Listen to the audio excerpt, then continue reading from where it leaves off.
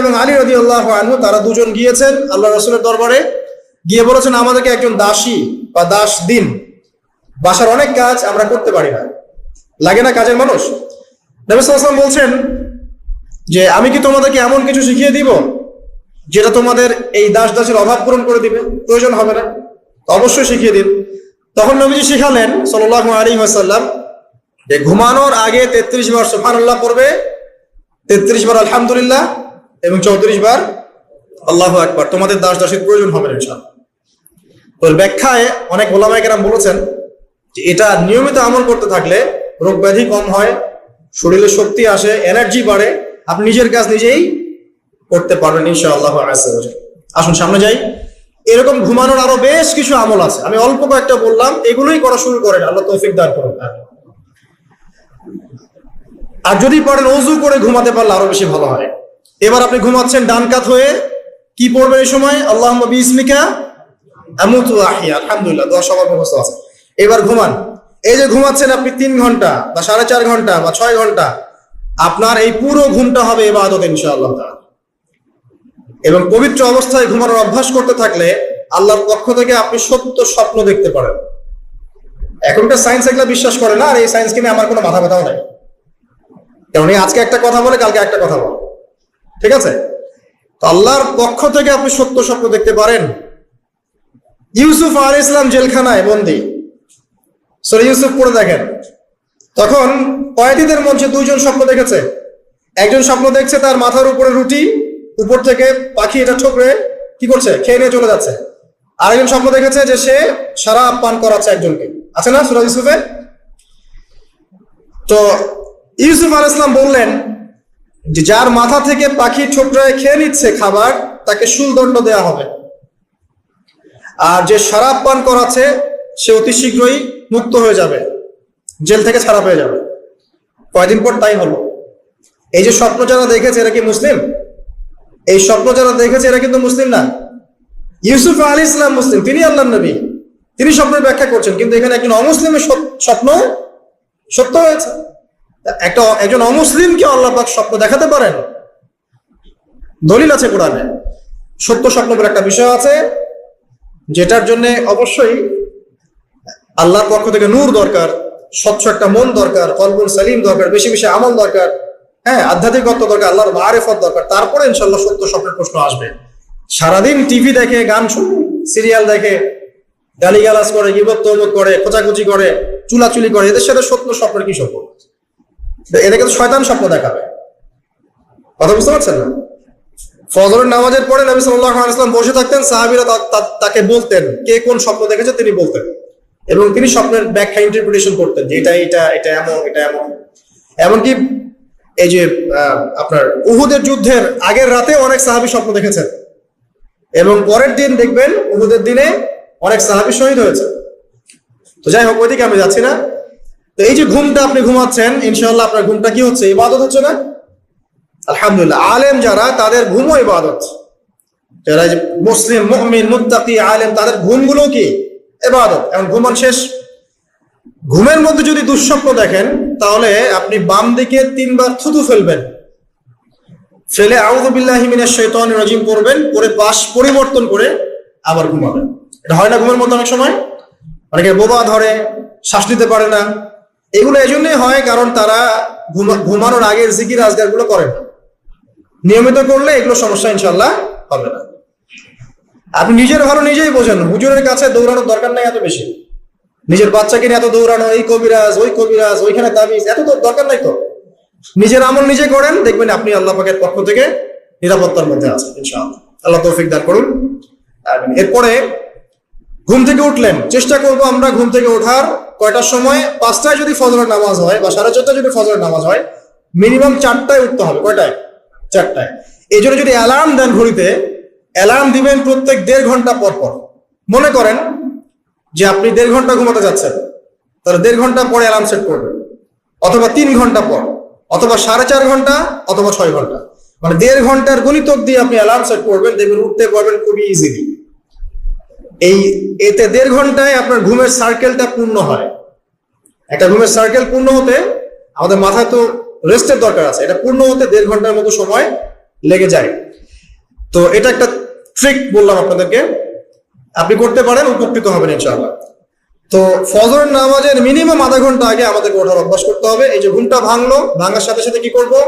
ভাঙার সাথে সাথে আল্লাহ শুকরিয়া, আলহামদুলিল্লাহিল্লাযী আহইয়ানা বা'দা মা আমাতানা ওয়া ইলাইহিন নুশুর। বাস, এই যে ইবাদত হয়ে গেল। এবার আপনি আরেকটা দোয়া পড়বেন, শিখে নেন। আপনি পড়বেন লা ইলাহা ইল্লাল্লাহ ওয়াহদাহু লা শারীকা লাহু লাহুল মুলকু ওয়া লাহুল হামদ ওয়া হুয়া আলা কুল্লি শাইইন কাদির সুবহানাল্লাহ আলহামদুলিল্লাহ ওয়া লা ইলাহা ইল্লাল্লাহ ওয়াল্লাহু আকবার লা হাওলা ওয়া লা কুওয়াতা ইল্লা বিল্লাহ আল্লাহুম্মা ইগফিরলি। এটা করার পরে হাত তুলে দোয়া করেন, যা দোয়া করবেন তাই পাবেন ইনশাআল্লাহ। এটা জানতেন? জানতেন না? তো এই দোয়াটা হচ্ছে দোয়া কবুলের অস্ত্র। ঘুম থেকে ওঠার পর যদি এই দোয়াটা করে দোয়া করেন, ইনশাআল্লাহ দোয়া কবুল হয়ে যাবে ইনশাআল্লাহ। আমাদের জীবনে চাওয়া পাওয়ার কি অভাব আছে? প্রচুর চাওয়া পাওয়া। বৈধ চাওয়া পাওয়া গুলোকে পাওয়ার জন্য আল্লাহর সাথে সম্পর্ক করতে হয়, আর আল্লাহ পাকের সাথে সম্পর্কে কিছু ওসিলা মাধ্যম লাগে। এই দোয়াগুলো হলো মাধ্যম, আমলগুলো হচ্ছে মাধ্যম। তো আল্লাহ পাক যেমনটা বলেছেন, ফাযকুরুনি আযকুরকুম ওয়াশকুরুলি ওয়া লা তাকফুরুন, তোমরা আমাকে স্মরণ করো, আমিও তোমাদেরকে স্মরণ করব। আল্লাহ পাক তো এভাবে বলেছেন, যখন একজন মানুষ মনে মনে আমাকে ডাকে, আমিও মনে মনে ওকে স্মরণ করি। মনে করেন আপনি মনে মনে আল্লাহকে বলছেন, আল্লাহ আমি অসুস্থ, আমাকে শেফা দাও, বা আমার রিজিকের টেনশন আছে, আমার রিজিকের টেনশন দূর করে দাও, আল্লাহ আমাকে হেফাজত করো, আল্লাহ আমাকে দিনের জ্ঞান দাও, তোমার আনুগত্য করার তৌফিক দাও। যে মনে মনে আপনি আল্লাহকে ডাকছেন, নিঃসন্দেহে ওই মুহূর্তে আল্লাহ পাক আপনাকে স্মরণ করছে। সাত আসমান ভেদ করে আরশের উপর থেকে আল্লাহ পাক আপনাকে স্মরণ করছেন। একজন মানুষ জনসমুখে আল্লাহকে স্মরণ করে, যেমন আমরা এখন করছি, জনসমুখে সবার সামনে আল্লাহর কথা আলোচনা করছি। আল্লাহ পাক বলছেন, আমিও তখন এর চেয়ে অনেক উত্তম জনসমাবেশে ওই বান্দাদের কথা স্মরণ করি। এই মুহূর্তে আল্লাহ পাক আমাদের কথা স্মরণ করছেন। আমাদের কোনো ফিলিংস আছে? আল্লাহ আমাদের কথা স্মরণ করছেন। ওই যে যুবক ছেলে বসে বসে ফোন টিপছে, কোনো ফিলিংস আছে? মানে মনস্তাত্ত্বিক ভাবে অন্তরে যখন নূর থাকে না, পাপ করতে করতে যখন অন্তরটা কলুষিত হয়ে যায়, কোনো ফিলিংস কাজ করে না। খুন করবে, কোনো ফিলিংস নাই। সুদ খাচ্ছে, কোনো ফিলিংস নাই। জেনা করছে ডেইলি, কোনো ফিলিংস নাই। দেখবেন ঘুষ নিচ্ছে, দুর্নীতি করছে, মানুষের সম্পদ আত্মসাৎ করছে, যারা পরিমাণ ফিলিংসও নাই আমি একটা পাপ করছি। কখন এরকম হয় জানেন?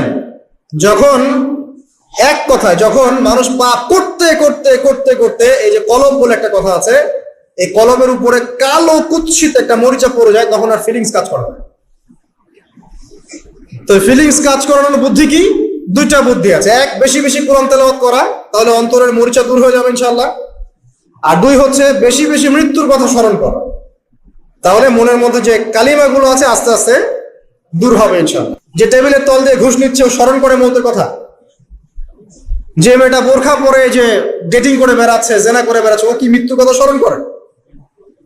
যে ছেলেটা এখনকার যুব সমাজের বেশিরভাগই মাদকের সাথে সম্পৃক্ত, গার্লফ্রেন্ড বয়ফ্রেন্ড অ্যাফেয়ার্সে আছে, হ্যাঁ, টিকটক প্রজন্ম, আড্ডাবাজি করে সময় কাটায়, গুন্ডামি করে, মাস্তানি করে, এর মধ্যে কোনো ফিকির আছে? একজনকে বড় দায়িত্ব দেওয়া হয়েছে, সবার সম্পদ লুটপাট করে খাচ্ছে, এর মধ্যে ফিকির আছে নাকি? এর মধ্যে ফেরাউনি চেতনা এসেছে, আনা রব্বুকুমুল আলা, আমি মহান রব, আমি তোমাদের মহান রব। ওদের মধ্যে ওই চেতনা কাজ করছে যে সূরা মুমিনুনে যেটা বলা আছে, যে আমরা এখানেই জন্ম নেই, এখানেই মারা যাই, আমরা পুনরুত্থিত হব না। ইন হিয়া ইল্লা হায়াতুনা দুনিয়া নামুতু ওয়া নাহইয়া ওয়া মা নাহনু বিমাবউসিন, আমরা এই দুনিয়াতেই বাঁচি, দুনিয়াতেই মরি, আমাদের কোনো পুনরুত্থানের কিছু নাই। এটা চেতনা এমন, কে ফিকির করে মত? অথচ আপনি দেখছেন যে প্রতিনিয়তই কোনো কারণ ছাড়াই মানুষ নাই, কোনো কারণ লাগে না। এখন তো কারণ ব্যাখ্যা করতে আমরা পছন্দ করি, এই কারণে ওইটা হয়েছে, ওই কারণে এটা হয়েছে। এটাকে বলে কার্যকারণ তত্ত্ব, দর্শনের ভাষায় কি বলে? কার্যকারণ তত্ত্ব। এটা আপনারা ফিলোসফি পড়লে বুঝবেন। আর প্রত্যেকটা কাজের পিছনে একটা কারণ থাকে, আমরা কারণটা সার্চ করি বেশি। এখন কারণ ছাড়াই মানুষ ডেড।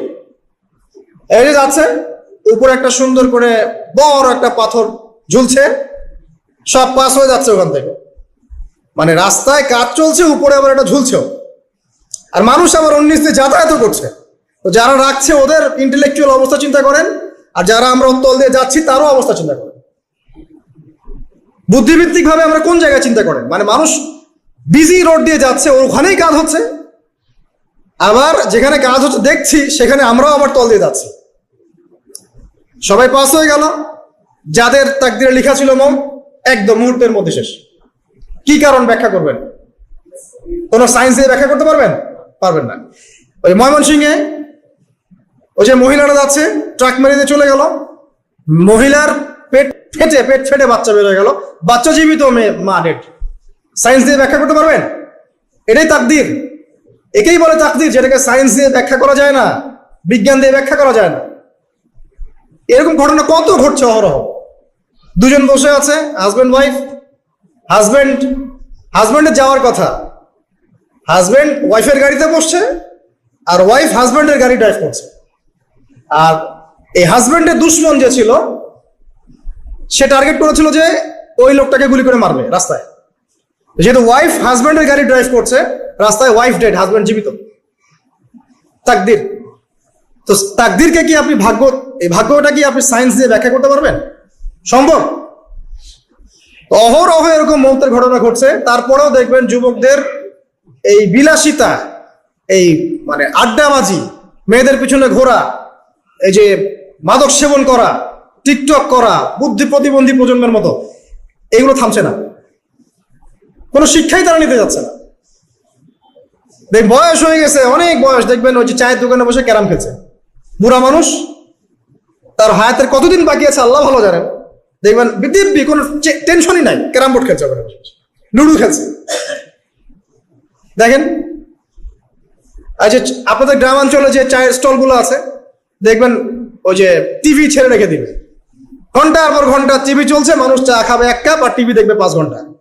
ওর যে হায়াতের কোনো মূল্যই তার কাছে নাই। আল্লাহ পাক তাকে একটা সময় দিয়ে পাঠিয়েছেন, কোনো ফিলিংসই নাই।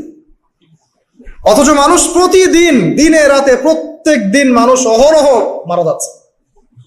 যাদের ভিতরে মৌতের চিন্তা আছে তারা কিন্তু পাপ কম করলেও ফিরে আসে আল্লাহর দিকে, কারণ তাদের প্রতি মৌতের ফিকির আছে।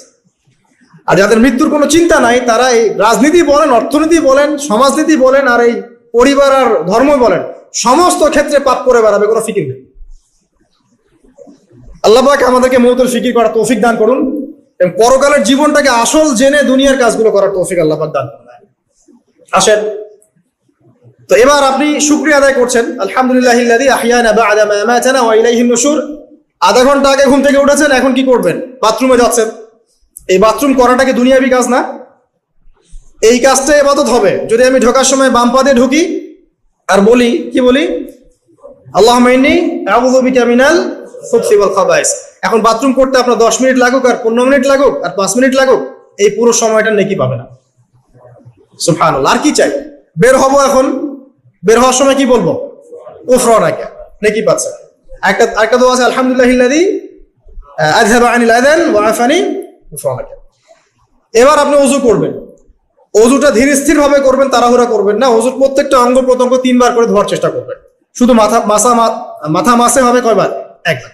ওযু করার পরে আপনি হাত তুলে আল্লাহর কাছে দোয়া করুন। ওই সময়টা কখন? রাত 4টা থেকে 4:30 বাজে, তাই না? তার মানে আল্লাহ রাব্বুল আলামিন এখন প্রথম আসমানে আছেন। কিভাবে আল্লাহ পাক আছেন সেটা আল্লাহর উপর ছেড়ে দেন, আমাদের এটা নিয়ে ব্যাখ্যা করার দরকার নাই, চিন্তাও করার দরকার নেই। আল্লাহ পাক বলেছেন আমি নেমে আসি, বাস নেমে আসি। এত বেশি বুদ্ধিজীবী হওয়ার দরকার নাই।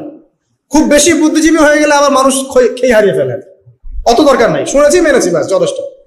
আল্লাহ পাক নেমে আসেন, কি বলেন? আল্লাহ বলেন যে কেউ কি আছো আমার কাছে কিছু চাইবে, আমি দিব। কেউ কি আছো যে আমাকে ডাকবে, আমি তোমার ডাকে সাড়া দেব। কেউ কি আছো আমার কাছে কোনো কিছু দোয়া করবে, হ্যাঁ হাজত আছে, আমি পূরণ করে দেব। এইভাবে আল্লাহ পাক ফজর পর্যন্ত বলতেই থাকেন। বলেন তো আমাদের কোনো ফিকির আছে?